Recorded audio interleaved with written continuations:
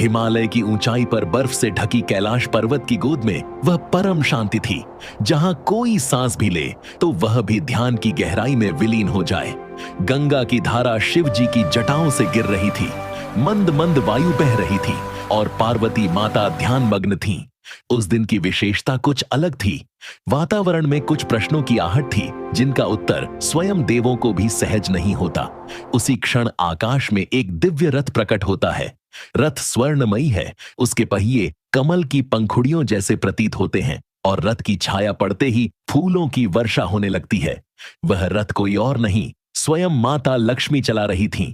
कैलाश पर पहुंचते ही माता पार्वती ने अपनी बहन को प्रेम पूर्वक आलिंगन किया। दोनों देवी स्वरूपाएं थीं, परंतु आज लक्ष्मी के मुख पर चिंता की रेखाएं थीं, नेत्रों में जिज्ञासा और हृदय में एक द्वंद्व। पार्वती माता ने पूछा, बहन, तुम आज इतने गंभीर भाव से कैसे आई हो? तुम्हारा यह मुखमंडल जो सदा सौंदर्य और मुस्कान से भरा रहता है, आज क्यों उदास दिख रहा है?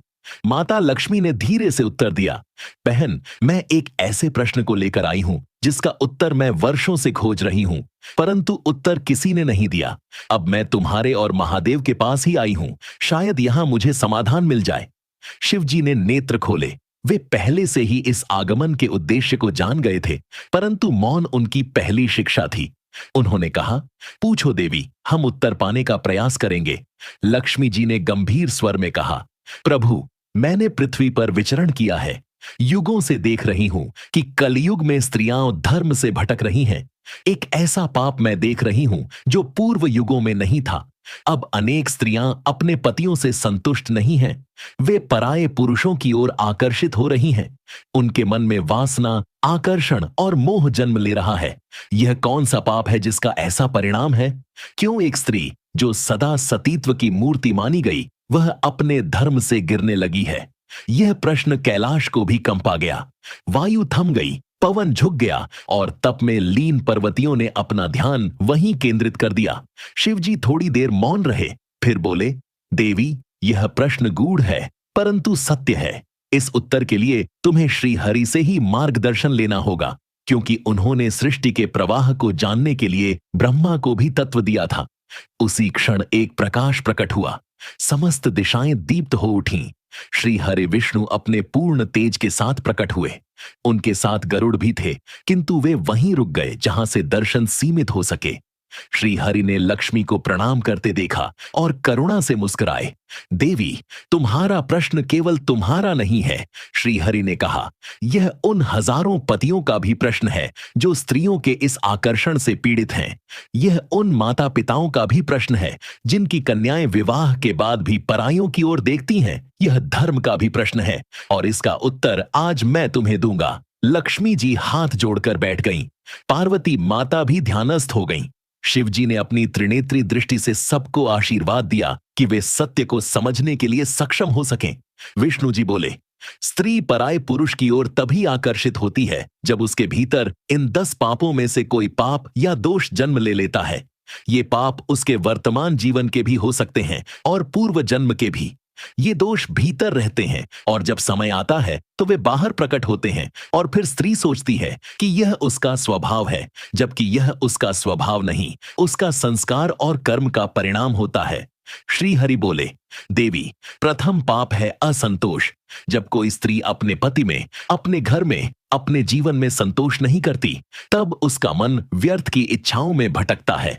वह हर उस पुरुष को देखती है जो उसके पति से अधिक बोलता है, अधिक कमाता है, अधिक सुंदर है और सोचती है, काश मेरा पति ऐसा होता। यही विचार सबसे पहले उसके धर्म को भीतर से तोड़ता है। असंतोष एक ऐसा विष है जो धीरे धीरे आत्मा को काला कर देता है और यही पाप स्त्री को उस राह पर ले जाता है जहां वह पति के होते हुए भी किसी और की कल्पना में जीती है। माता लक्ष्मी ने सिर झुकाया। उन्होंने देखा था इस कलयुग में कितनी स्त्रियां हर छोटी बड़ी बात पर अपने पति की तुलना दूसरों से करती हैं। विष्णु जी बोले, दूसरा पाप है परनिंदा। जो स्त्री सदा अन्य स्त्रियों की, उनके पतियों की, उनके सुख की निंदा करती है, वह अनजाने में दूसरों के जीवन में प्रवेश करने लगती है।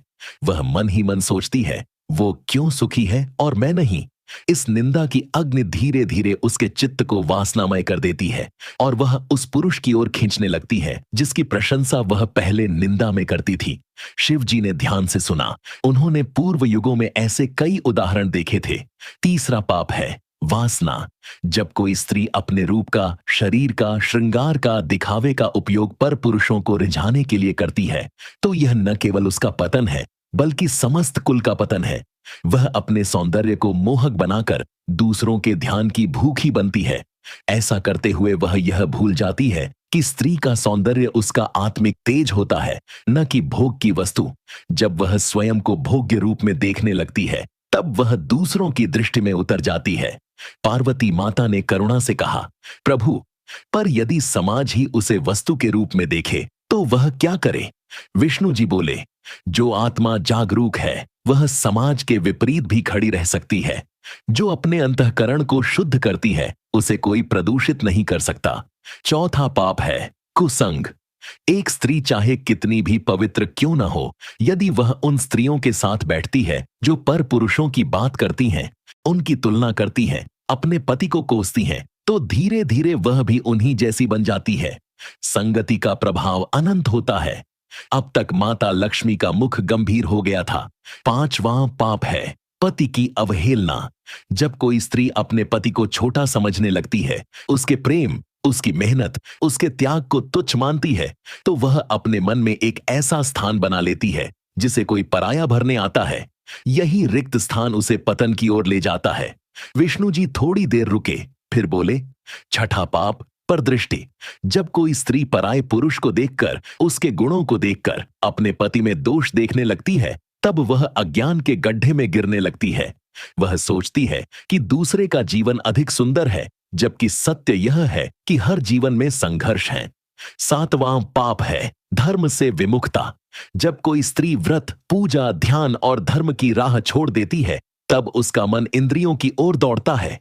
धर्म ही उसका नियंत्रण करता है। जैसे बछड़े को रस्सी बांध कर रखा जाता है ताकि वह खेत न बिगाड़े, वैसे ही स्त्री की साधना ही उसे संयम देती है।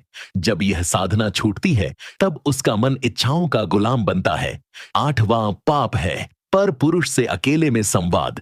जब कोई स्त्री किसी पुरुष से गुप्त बातें करती है, उसे अपने मन की व्यथा बताती है, अपने पति की शिकायत करती है, तब वह भावनात्मक रूप से जुड़ने लगती है।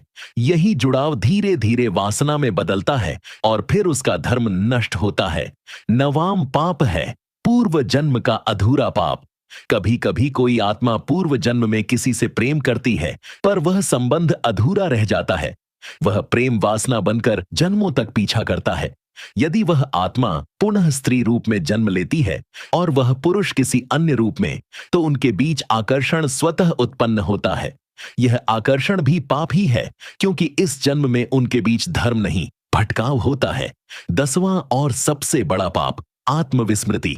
जब कोई स्त्री यह भूल जाती है कि वह मां है, बेटी है, पत्नी है, देवी है, तब वह स्त्री नहीं रहती, वह केवल शरीर बन जाती है और शरीर को कोई भी चला सकता है। मोह, लोभ, क्रोध, वासना, वही शरीर उसे अपने ही पति से दूर ले जाता है और पराये की ओर खींचता है। वातावरण मौन हो गया। श्री हरि विष्णु बोले, हे देवी लक्ष्मी, यह केवल पापों की चर्चा नहीं है, यह उस चेतावनी की घड़ी है जो स्त्रियों को स्वयं के भीतर झांकने को कहती है। आज का कलयुग ऐसा है जहां बाह्य वस्त्रों की सजावट बढ़ी है, लेकिन अंतरात्मा की पवित्रता क्षीण होती जा रही है। स्त्री का सौंदर्य उसका श्रृंगार नहीं, उसका विचार है। जब विचार गंदे हों, तब सौंदर्य भी पाप बन जाता है। वह क्षण गंभीर था। मां लक्ष्मी ने धीरे से पूछा, प्रभु, यदि कोई स्त्री इन पापों में गिर गई हो तो क्या उसका उद्धार हो सकता है? क्या वह फिर से सतीत्व की राह पर लौट सकती है? विष्णु मुस्कुराए, उनकी आंखों में दया थी। बोले, हर आत्मा में सुधार की संभावना है, परंतु उसके लिए उसे 7 कठिन मार्गों से गुजरना होगा। जो स्त्री इन 7 उपायों को अपनाती है, वह अपने भीतर के विकारों को समाप्त कर सकती है। अब विष्णु ने बताया, पहला उपाय है सत्य का स्वीकार। जब तक कोई स्त्री यह स्वीकार नहीं करती कि वह गलत रास्ते पर है, तब तक वह सुधार नहीं सकती। आत्मा को आईना दिखाना सबसे कठिन होता है, पर यह पहला कदम है। यदि वह अपने विचार, अपनी कल्पनाएं और अपने मन के पाप को स्वीकार करती है, तभी वह मुक्त हो सकती है। दूसरा उपाय, पति की सेवा और क्षमा याचना। यदि किसी स्त्री का मन भटका है पर उसने शारीरिक रूप से कोई पाप नहीं किया, तब भी उसे अपने पति से क्षमा मांगनी चाहिए। मन के पाप का भी प्रायश्चित आवश्यक है। पति की सेवा, उसकी पूजा और सच्चा प्रेम उसे पुनः धर्म के पथ पर ला सकता है। तीसरा उपाय, संग बदलना। यदि स्त्री कुसंग में है, निंदा में लिप्त है, टीवी, सोशल मीडिया और अपवित्र विचारों से घिरी है, तो सबसे पहले उसे उस वातावरण से बाहर निकलना होगा। जैसे मंदिर में प्रवेश करने से पहले मन को शुद्ध किया जाता है, वैसे ही नए जीवन के लिए संगति का परिवर्तन अनिवार्य है। चौथा उपाय, व्रत और तपस्या। हर सोमवार शिव जी का व्रत, हर शुक्रवार माता संतोषी का पूजन और प्रतिदिन तुलसी की सेवा। इन उपायों से स्त्री का चित्त शांत होता है और उसकी इंद्रियां नियंत्रित होती हैं। पांचवां उपाय, ध्यान और साधना। स्त्री को कम से कम 1 घंटा प्रतिदिन अकेले बैठकर अपने अंतर्मन से वार्तालाप करना चाहिए।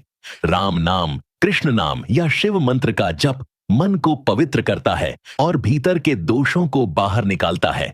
छठा उपाय, दान और सेवा। यदि कोई स्त्री पश्चाताप करती है तो उसे गो सेवा, वृद्धाश्रम में भोजन, कन्यादान या किसी साधु को अन्न दान करना चाहिए। ये कर्म उसके भीतर पुनः पुण्य की धारा बहा देते हैं। सातवां उपाय, पुनः आत्मस्मरण। स्त्री को स्वयं को देवी समझना चाहिए, केवल शरीर नहीं अपितु शक्ति स्वरूपा। जब वह स्वयं को लक्ष्मी, दुर्गा, सरस्वती मानकर जीवन जिए तो कोई भी पाप उसका स्पर्श नहीं कर सकता। विष्णु जी की वाणी जैसे अमृत की धार थी। पार्वती माता की आंखें भर आईं। उन्होंने कहा, प्रभु, आपकी ये वाणी युगों तक स्त्रियों का मार्गदर्शन करेगी। अब भोलेनाथ बोले, हे देवी, यह जो तुमने पूछा, यह केवल स्त्रियों का ही प्रश्न नहीं है। पुरुषों को भी यह समझना होगा कि वे स्त्रियों को केवल भोग की वस्तु न समझें। जब स्त्री का सम्मान समाज करता है, तभी वह अपने धर्म पर अडिग रह सकती है। इस संसार में स्त्री और पुरुष दोनों धर्म के रथ के 2 पहिए हैं। यदि एक भी डगमगाया तो पूरा रथ गिर जाएगा। मां लक्ष्मी ने विनम्रता से कहा, प्रभु, मैं इस ज्ञान को पृथ्वी तक ले जाऊंगी। मैं इसे उन स्त्रियों तक पहुंचाऊंगी जो मार्ग से भटक गईं, ताकि वे फिर से देवी बन सकें। विष्णु की ने आशीर्वाद दिया, हे लक्ष्मी, जो स्त्री ये कथा सुनेगी उसका चित्त शुद्ध हो जाएगा और जो इसे जीवन में अपनाएगी वो इस जीवन में ही दिव्यता को प्राप्त करेगी। अब कैलाश पर फिर से शांति छा गई। आकाश में मेघ झुकाए, दूर कहीं शंख की ध्वनि हुई और माता लक्ष्मी स्वर्ण रथ में बैठकर वापस वैकुंठ को चली गईं। पर यह कथा वहीं नहीं रुकी, क्योंकि उसी समय पृथ्वी पर एक स्त्री जिसका नाम श्रीवती था, वो सब कुछ अनुभव कर रही थी। उसने भी अपने जीवन में यह गलती की थी। उसका चित्त बार बार मोह में फंसता था। वो अपने पति में कमियां देखती थी। वो सोशल मीडिया पर उन पुरुषों को देखती थी जो उसके मन को बहकाते थे। लेकिन उस दिन वो YouTube पर एक वीडियो खोल बैठी। भगवान विष्णु ने बताया कि स्त्री को परपुरुष क्यों भाने लगते हैं, और वो इस कथा को सुनने लगी। उसके कानों में विष्णु की वाणी गूंजने लगी। उसका रोम रोम कांप गया। वो सिहर गई। वो जान चुकी थी ये कथा उसके लिए ही थी। उसने वहीं बैठे बैठे प्रण किया कि वो इस जन्म में अपने पति की पूजा करेगी। वो अपने धर्म पर अडिग रहेगी। वो ना तो पर दृष्टि डालेगी, ना ही मन में विकार आने देगी। और उसी क्षण मां लक्ष्मी का आशीर्वाद उसकी आत्मा पर उतर आया। अब वो स्त्री नहीं रही, वो देवी बन चुकी थी।